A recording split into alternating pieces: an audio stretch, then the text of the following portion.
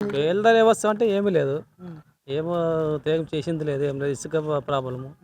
మాకు బేల్దారి లేబర్ కూలీలు పడడం లేదు.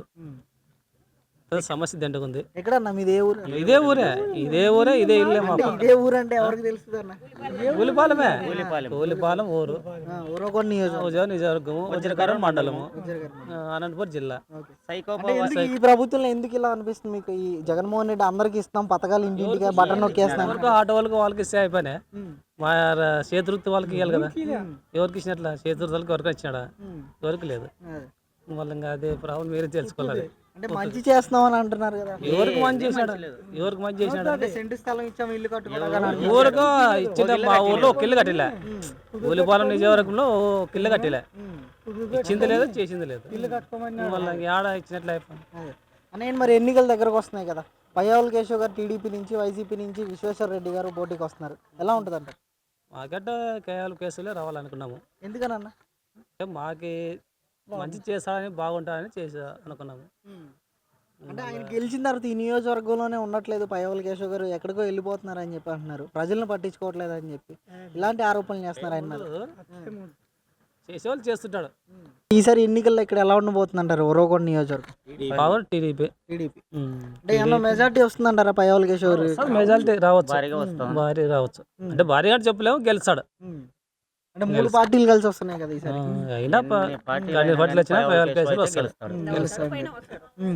అది మా నమ్మకం, అది అనుకున్నాం, అది వస్తాడు. అంటే ఇక్కడ జగన్మోహన్ రెడ్డి గారు సవాల్ చేస్తున్నారు కదా, 170 నేనే గెలుస్తాను ఎంతమంది వచ్చినా. కాని పనిలే 170 200 అనొచ్చు. 170 అయినా పెట్టుకున్నప్పుడు పెట్టుకోవాలి. వీళ్ళు కూడా ఎత్తచ్చు కదా. అప్పుడు 175 అన్నప్పుడు అన్నప్పుడు వీళ్ళు ఎందుకు పెట్టుకోవాలి?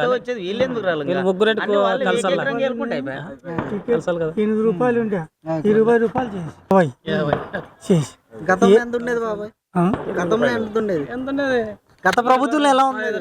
10 రూపాయలు ఉంది చంద్రబాబు నాయుడుది. ఈయన సైకో రోజు 20 రూపీస్ చేసినాడు. 20 రూపాయలు 10 రూపాయలు ఉన్నది. బ్రాందీ వ్యవస్థ 120 రూపాయలు. మెన్స్ క్వార్టర్ ఉన్నది. బూమ్ బూమ్ అని కంపెనీలు తెచ్చిపెట్టాడు. బూమ్ బూమ్ సైకో రాజ్యం ఎట్లుంటుంది అంటే ఇదే పాలనే. గెలిపించుకున్నారు కదా ఎవరిని?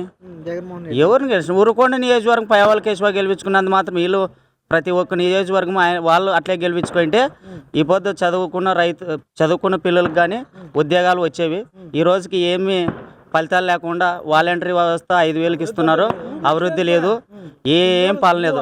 ఈ పొద్దు గుంటకాలకు పోయినా, పక్కన పల్లెటూరు టౌన్కి పోయినా బేల్దార వ్యవస్థకి ఇసుక ద్వారణ. ఈ పొద్దు ఇసుకుంటేనే ఒక టౌన్లో ఇల్లు కట్టుకుంటే 10 మంది లేబర్స్ బతుకుతారు.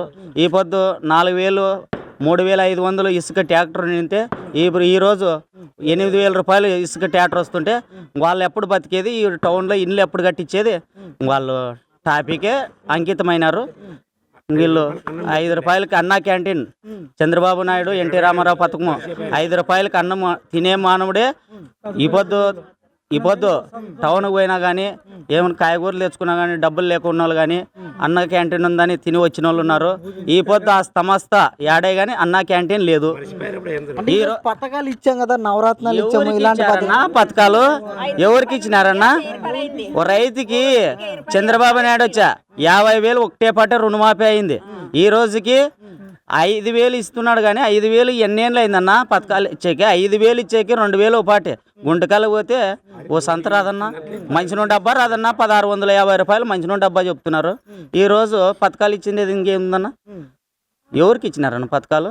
ఇంకేదన్నా భీమ్ కార్డు ఉండదు, పండే భూమి ఉండొచ్చు, పండుకో ఉండొచ్చు. 10 ఎకరాల భూమి కార్డు సర్వనాశనం చేసి పెట్టినాడు. పండుగోడు ఉండొచ్చు, పండుకోకుండా ఉండొచ్చు. ఈరోజు ఇంటింటికి రేషన్ పంపిస్తాం అంటున్నారు కదా, రేషన్ బళ్ళు ఏదన్నా నెంబర్ ఈయన ఇచ్చేది ఏముందన్నా? పెయిన్ నరేంద్ర మోడీ గారు ఇస్తారు. అవి కాదన్నా, నరేంద్ర మోడీ ఇస్తున్నాడు. ఈ పొద్దు ఈయన ఇచ్చేది ఏముంది పథకాలు? ఈ పొద్దు తాగేవాడు 120 రూపాయలు క్వార్టర్ పెడితే ఇప్పుడు 230 రూపాయలు పెట్టినా మంచి మంది దొరకడం లేదు. వాళ్ళ సర్వనాశనము.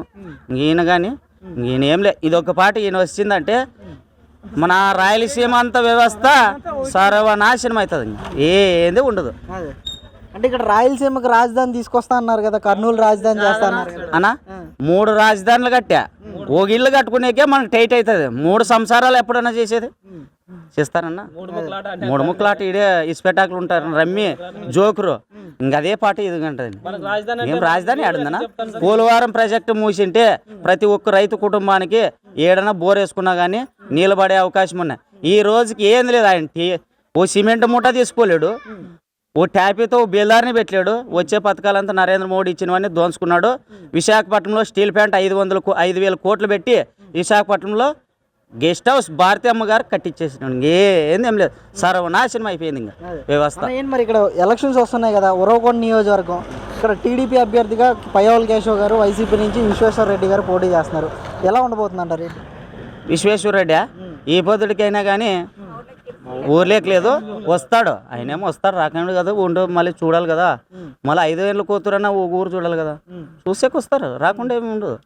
గెలిచేదేమో పయ్యావుల కేశవ. అంటే ఎందుకన్నా పయ్యావుల కేశవ్ గారు ఎందుకు అనుకుంటున్నారు అన్న? ఈ పొద్దు అసెంబ్లీలో మాట్లాడే గొంత వేదనాదనమే మాట తీరే అలా ఉంటుంది. ఈ పొద్దు రైతు వ్యవస్థకు కానీ ఏదన్నా కానీ ఎవరికైనా చేయాలన్నా కానీ పయ్యావుల కేశవ మాటే ఒక వేదవేకము. ఈ పొద్దు అందరినీ ఇదే నియోజకవర్గంలో నీళ్లు వస్తున్నాయని కారణంగానే పయ్యావుల కేశవ ఉన్నాడనే నీళ్లు వదులుతున్నాడు. లేకపోతే అది కానీ సర్వనాశనం. ఏదో ఇప్పుడు కేసీఆర్ గారికి అమ్ముకుంటూనే కానీ ఇప్పుడు ఎందుకంటే ఆయన ఈ నియోజకవర్గంలో మన అనంతపురం జిల్లాలో పయ్యావుల కేశవ గారు ఉన్న దానికే కొంత నీళ్ళు అందుతున్నాయి. పక్కన పల్లెలకు కానీ ఇప్పుడు కర్ణాటక సైడ్కి కానీ ఏమన్నా వచ్చినా కానీ ప్రెస్ మీట్ పెట్టి మాట్లాడి నీళ్ళు వదిలిచ్చే కాలం కానీ ఆయనకుంది. అంటే పయ్యావుల కేశవ్ గారు అసెంబ్లీలో గట్టిగా మాట్లాడగలరు అంటారు మీ తరపున సమస్యల మీద? ఓకే, పయ్యావుల కేశవ మాట్లాడే తీరు అట్లే ఉంటుంది, ప్రజలకు నమ్మకం అట్లే ఉంటుంది. సిద్ధం అనే వాళ్ళకి కానీ సిద్ధానికి సిద్ధం.